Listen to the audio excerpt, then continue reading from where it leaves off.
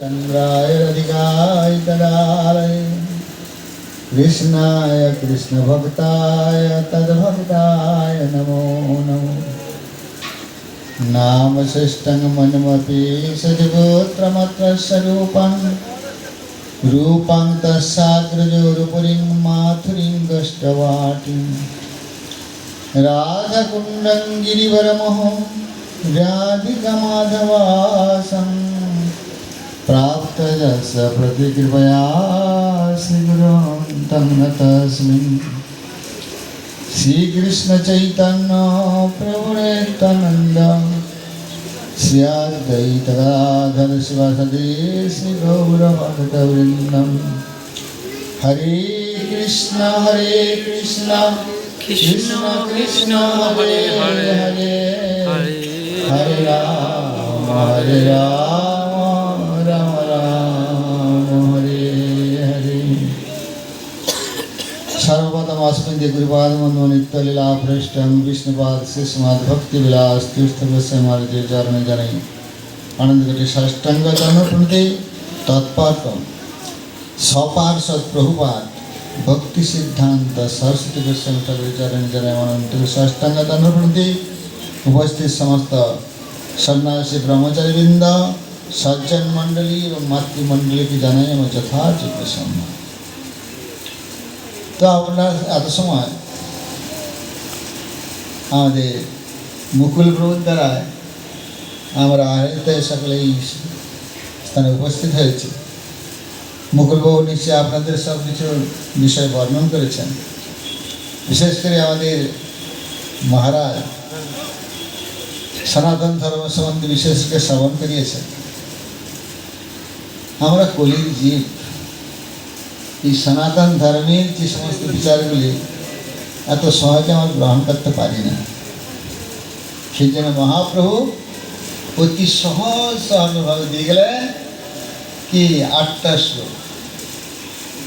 চেত দর্পণ মার্জনম ভব মহাদাবাগ নির্বাপনম শ্রেয় কৈরব চন্দ্রিকা বিতরণ বিদ্যা বোধ জীবন आनंदम अम्बुदिवर्धन प्रतिपदं पूर्णामृत स्वादन सर्व आत्मस्नपन परम विजयते श्रीकृष्ण संकीर्तन। তাহলে মহাপ্রভু আমাদের তিনি ভগবান হয়েও কিভাবে সাধনা করতে হবে জীবকে, নিজের জীবনে আচরণ করে জীবকে শিক্ষা দিয়েছে। এর বেশি আর কি হতে পারে? নিজে আচরণ করে তিনি সকলকে জগৎকে শিক্ষা দিয়েছেন। এই যে আচরণটি তিনি দেখুন, বাল্যকালে লেখাপড়া শিখেছেন, অনেক পাণ্ডিত্য প্রকাশ করেছেন, তারপরে কী করেছেন? সদ্গুরু চরণাশ্রয় করেছেন। তিনি সদ্গুরু চরণাশ্রয় করার পর তিনি কোনো কর্মকাণ্ড করেছিলেন কি? কোনো কর্মকাণ্ড তিনি করেন না। যখন সেই অন্তিমকালে পিতার শ্রাদ্ধ কার্য করতে গিয়ে সেই বিষ্ণু পাদপদ্মের তীর থেকে উপস্থিত হয়েছিলেন, সেদিকে যখন সদ্গুরু চরণাশ্রয় করলেন, সদ্গুরু দর্শন হলো, তখন তিনি কি বলেছিলেন? যে আপনার পাদপদ্ম দর্শনেই আমার সর্বকৃত্য সমাপ্ত হয়ে গেল। কি জন্য না? কারণ যে আমি যার নামে পিণ্ড প্রদান করি তিনি লাভ করতে পারে, যার নামে দিইনি তিনি পায় না। কিন্তু আপনার পাদপদ্ম দর্শন করার সঙ্গে সঙ্গে কোটি পিতৃগুলো উদ্ধার হয়ে গেল। বলুন, তাহলে এই সাধুর পাদ পদ্ম দর্শন করার সঙ্গে সঙ্গে কোটি পিতৃকুল মুক্ত হয়ে যায়। আমরা জানি অন্তিম স্বাগত দিলে পিতৃকুল সব মুক্ত হয়ে যায়। মুক্ত হয়ে কোথায় যায় জানি আমরা? কি কোথায় গমন করে সে সম্বন্ধে জানি? আমার পিতা আমার দেহত্যাগের পর কোথায় গেছে আমরা জানতে পারি কি? জানতে পারি, জানতে আমরা পারি।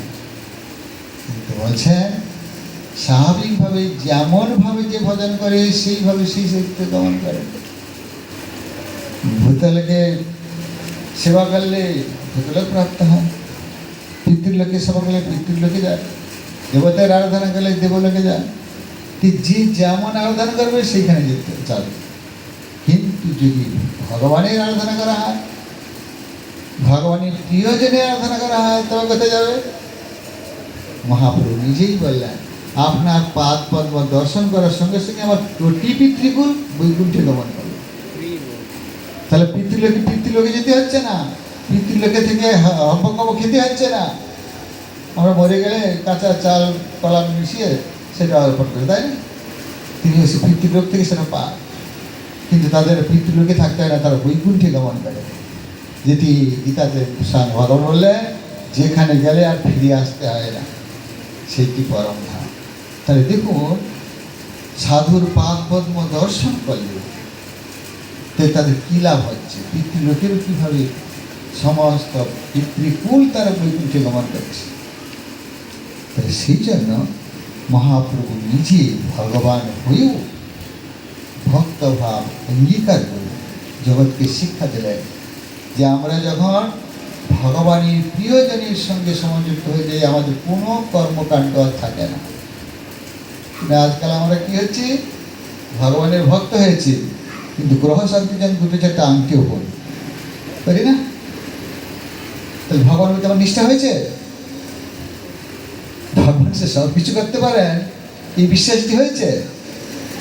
হয় এখনো পর্যন্ত দেবতাদের উপর গ্রহ সম্পন্ন হই, কিন্তু ভগবান যে সব কিছু করতে পারেন।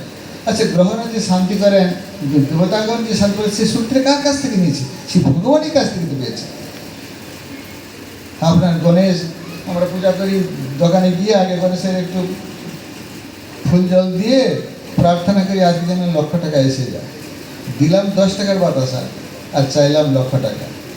তাহলে সেই গণেশের বিধিবিধান হলো না গণেশকে আমার কর্মচারী করলাম? ওই জন্য আমাদের ভগবানের আরাধনা করলে সব কিছু সিদ্ধি লাভ হয়, সব শ্রেয় লাভ হয়, সেটি আমাদের জানা দরকার।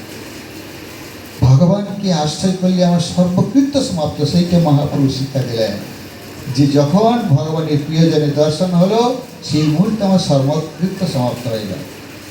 মহাপ্রভু তাই করেছেন। গুরুপাদ মণ্ডল আশ্রয় করলেন, আশ্রয় নেওয়ার পর তিনি কী করেছিলেন? ওই পাণ্ডিত্য করতে পেরেছিলেন? কোথাও গিয়ে স্থাপন খণ্ডন এসব করতে পেরেছিলেন? কি করেছিলেন? প্রতিটি মুহূর্তে কোথায় আমি কৃষ্ণ পাবো, সেই জন্য তিনি ব্যাকুলতা প্রকাশ করেছেন। করেন নাই? গুরুদেব মন্ত্র, গুরুদেব দেওয়া মন্ত্র যখন জপ করছেন, জপ করতে করতে হৃদয়ের মধ্যে স্ফূর্তি প্রাপ্ত হয়েছে, তখন তিনি আকুল স্বরে কাঁদতে আরম্ভ করেছেন, বলে তোমরা বাড়ি ফিরে যাও, আমি বৃন্দাবনে যাচ্ছি। এইভাবে বৃন্দাবনের যাত্রা করছে। তো দেখুন, গুরুপাদ পদ্ম আশ্রয় করলে কীরকম অনুভব হয়। গুরুপাদ পদ্ম আশ্রয় করলে প্রকৃত আমাদের সেই কৃষ্ণ কৃপাটি কৃপায় প্রকাশিত হয়। মহাপ্রভু ভগবান হয়েও নিজে সেটি অনুভব করে জগৎকে শিক্ষা প্রদান করছেন।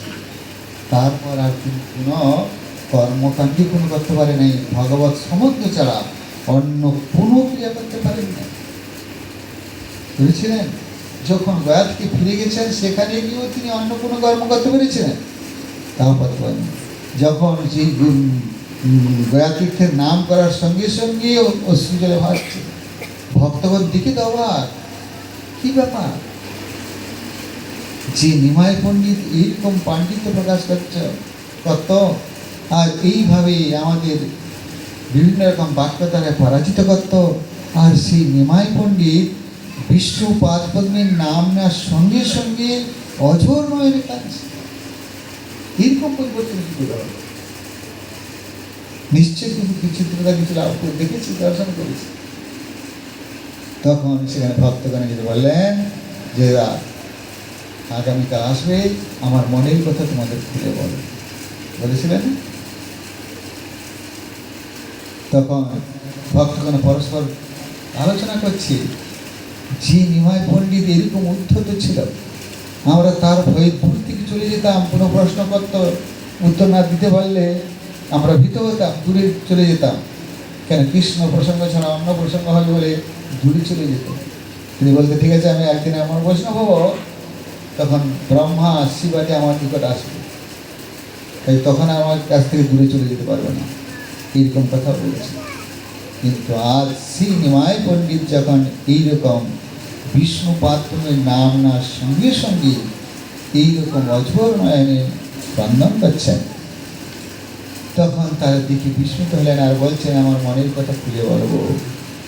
এই বলে যখন বললেন ভক্তগণকে আলোচনা